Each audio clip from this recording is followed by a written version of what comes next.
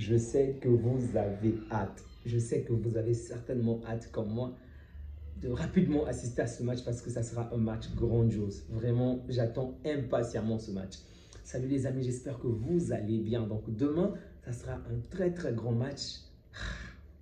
Barça contre l'Inter de Milan. En fait, je n'ai même plus idée de quand je me suis auto-excité concernant un match. Un match a eu autant d'importance à mes yeux. Depuis un très bon bout de temps, vraiment un très bon bout de temps. Peut-être 2015 ou je ne sais plus quand, mais ça serait très très bien qu'on puisse gagner cette coupe cette saison parce que ça fait déjà 10 ans. 2015, 2025, il y a les 5-5 derrière. C'est déjà un bon signe, d'accord? C'est vrai, si on se fie à certaines statistiques qui prouvent que Munich est normalement en faveur des clubs qui n'ont jamais remporté la Ligue des Champions. Mais bon, on a tout à gagner cette fois-ci parce que toutes nos armes sont là. C'est vrai qu'on a certains joueurs qui sont blessés, certains joueurs qui sont absents, malheureusement pour nous. Mais je pense qu'on a les armes nécessaires encore pour remporter ce match. Au match aller, on n'a pas été fort, solide. On n'a pas été assez solide défensivement. L'adversaire a failli même gagner le match à certains moments. On a tenu bon, on a fait ce qu'il fallait, mais ça n'a pas suffi pour remporter ce match. Le match retour, il faudrait vraiment que l'on puisse correctionner l'adversaire. Sincèrement, si le score est différent de 3-1, vraiment, je serais déçu. J'espère qu'on va gagner, vraiment, j'espère de tout cœur qu'on va gagner parce que, je ne sais pas, pour moi, il n'y a aucune autre alternative. C'est le seul choix qu'on a, gagner, gagner, gagner. Pas de match nul, pas de prolongation, pas de tir au but, rien. Il faut qu'on gagne dans le match afin que nos joueurs puissent avoir le temps de récupération. Évidemment, comme vous le savez, certainement Koundé sera absent, Baldé sera absent, donc il est fort probable qu'en défense, qu'on puisse avoir Garcia, Kourbassi, Inigo Martinez et Araujo, ok? Et on attaque De Jong, Pedri, et on a enfin, pardon, au milieu De Jong et Pedri, et on attaque enfin Yamal, Rafinha et Ferran Torres, mais bon. Même si pour moi, je pense qu'on devrait d'abord mettre Lewandowski, ok? Même si c'est pour les 15-45 premières minutes. Et on le sait très bien de quelle manière, il s'appelle comment déjà? Torres est plus pertinent lorsqu'il entre pendant le jeu. Je pense que c'est plus pertinent. Et si jamais Lewandowski venait à se blesser ou encore il faisait une rechute, ce que je ne souhaite pas, facilement on peut mettre Ferran. Mais si on commence avec Ferran, ensuite on met Lewandowski, ben, si Lewandowski fait une rechute, ben, on est KO en fait. On serait obligé de mettre Fati ou je ne sais pas quel autre joueur. Ou Fermin Lopez, ou peut-être. Mais bon, dans tous les cas, je préfère qu'on commence avec Lewandowski, ensuite Ferran. Et Ferran est plus pertinent lorsqu'il entre dans le jeu. Même si, en toute sincérité, ces derniers tours, il nous a vraiment prouvé qu'il est à la hauteur parce qu'il a fait de très très bons matchs. Les amis, je ne parle pas, je ne vais pas dire que j'ai peur ou quoi que ce soit, non, pas du tout. Je pense que peu importe le résultat, évidemment, si on nous sort avec un gros score, la déception sera immense, mais bon, je pense que peu importe le résultat, l'équipe de Flick nous a quand même fait rêver. On a eu des très bons moments, mais je ne vais pas vous mentir.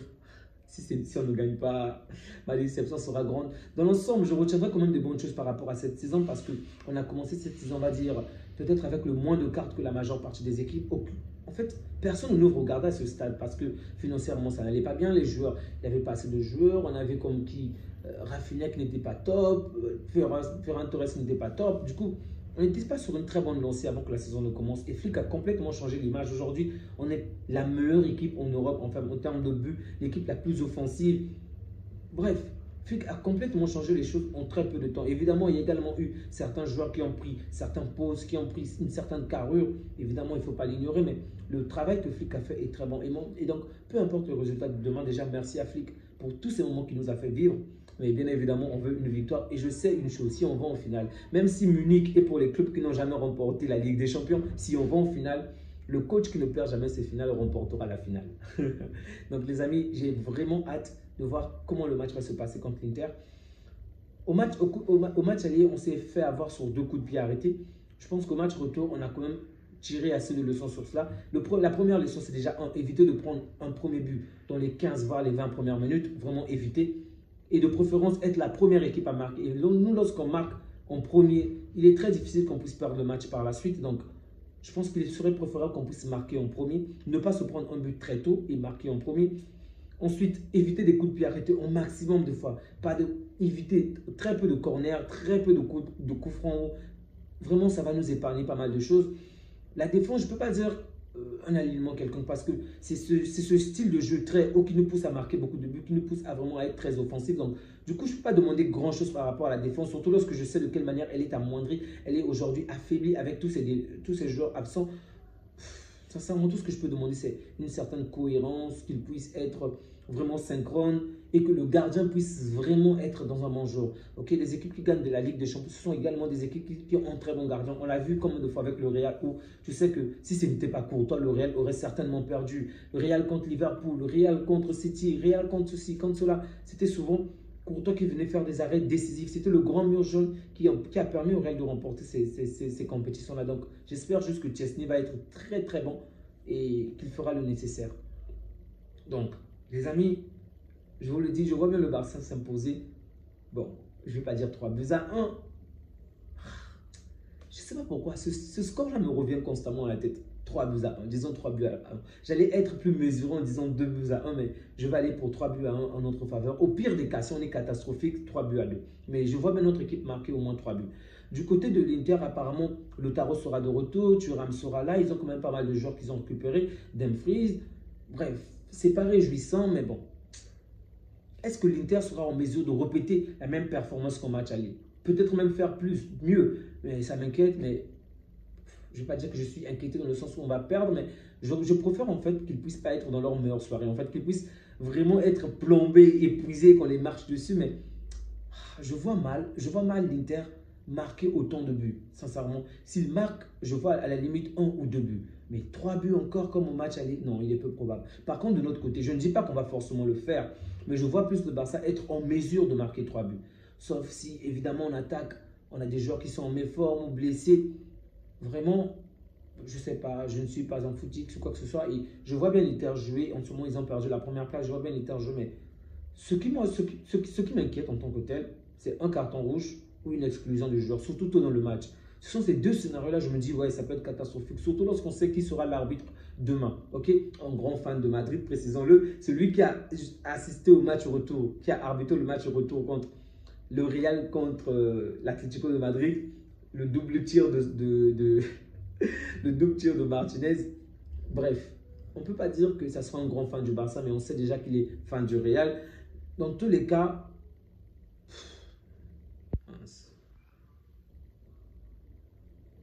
je pense que qu'il soit fan du Barça ou du Real, je m'en fous. Je pense qu'on ira pour gagner et on va gagner. Et peu importe ce que l'arbitre va faire, je pense que cette victoire est à nous, ce match est à nous et on va se donner vraiment à fond. Donc les amis, mon pronostic c'est 3-1 en faveur du Barça. Ok. Du côté du Paris Saint-Germain, je ne vais pas vous mentir, je préfère que l'on affronte Arsenal en finale. Si jamais l'on parvient à se qualifier, je préfère Arsenal, mais bon, tout est possible. Je vois bien l'équipe de Luis Enrique faire le travail, mais se faire dépasser. Se faire dépasser. Si vous suivez cette chaîne, vous savez de quelle manière j'ai soutenu ce Paris Saint-Germain depuis longtemps, de quelle manière je porte ce pari au cœur, mais aujourd'hui, je veux l'avoir être éliminé. Vraiment, je veux l'avoir été éliminé. Surtout si c'est nous, on gagne. Si jamais le Barça gagne pour aller en finale, il faut que le Paris Saint-Germain soit éliminé. Si le Barça se fait éliminer, il faut que le Paris Saint-Germain aille en finale et même gagne la finale. Mais de tout cœur, mon premier choix c'est le Barça, mon deuxième choix c'est le Paris Saint-Germain, bien évidemment. Donc, j'espère que le Paris Saint-Germain sera là. J'espère que Arsenal sera à la hauteur, ok?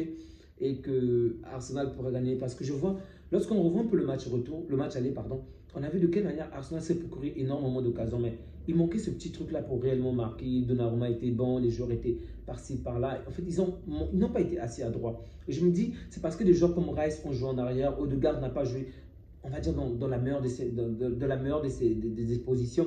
En fait, le milieu a complètement été remanié à cause de Partey. Et lorsque Partey sera là, je vois bien la puissance offensive qu'il va apporter et même défensive. Donc, je me dis, Rice va être beaucoup plus en avant. Donc, il va beaucoup plus apporter à Merino, il va beaucoup plus apporter à Saka. Donc, je vois facilement Arsenal marquer un peu plus tôt, ok? Un peu plus tôt en première période. Je vois Arsenal marquer au moins un but en première période. Et si jamais ça venait à se compliquer dans tous les cas, je vois Arsenal passer sur un score de 2-1. En gros, ça veut dire prolongation, voire penalty. Mais dans tous les cas, je vois Arsenal se qualifier et le Paris Saint-Germain s'éliminer. Donc, j'espère que mes pronostics vont se faire. En tout cas, je n'ai rien contre les Parisiens, mais il est préférable pour nous d'affronter, si jamais on se qualifie, il est préférable pour nous d'affronter Arsenal plutôt que le Paris Saint-Germain, parce qu'ils ont quand même des joueurs qui sont intéressants offensivement, qui sont parfois trop maladroits, je pense, pas assez adroits par rapport à leur capacité, par rapport à leurs compétences. Tu vois un joueur comme Zaïre Emery, pardon, excusez-moi, comme Doué, tu vois un joueur comme Barcola, comme Kvaratskhelia, tu te dis, ouais, même Dembélé, avec toutes les capacités qu'ils ont, toutes les compétences qu'ils ont, les skills qu'ils ont, sont vraiment, waouh, très, très élevés en fait. Mais ils ne marquent pas autant de buts que ça en fait, tu vois.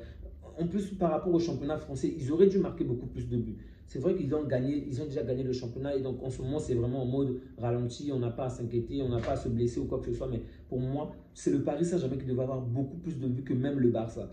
Mais bon, ce qui n'est malheureusement pour eux pas le cas et heureusement pour nous, je pense que on a plus des armes offensives. Ils ont plus d'armes offensives que nous, mais nos armes à nous sont plus à droite. En fait, elles sont plus, on va dire, dangereuses dans la mesure où ils peuvent apporter le dribble, le geste qu'il faut, mais nous, on sait marquer. Et c'est ça le plus important. Donc, je vois bien le Barça avoir la domination de l'Inter. Je vois bien le Barça avoir marqué beaucoup plus de buts que l'Inter. Et donc, je vois le Barça se qualifier, les amis. On se dit demain, mardi à 6. Alors, gardez confiance en vous. Désolé pour cette vidéo qui est très courte. J'aurais voulu développer un peu plus, mais le travail m'a pris énormément de temps. Donc, c'est maintenant que j'ai réussi à me libérer. Les amis, on se dit à bientôt. On garde espoir et on dit Visca Barça. Que Dieu vous garde, les amis. Ciao.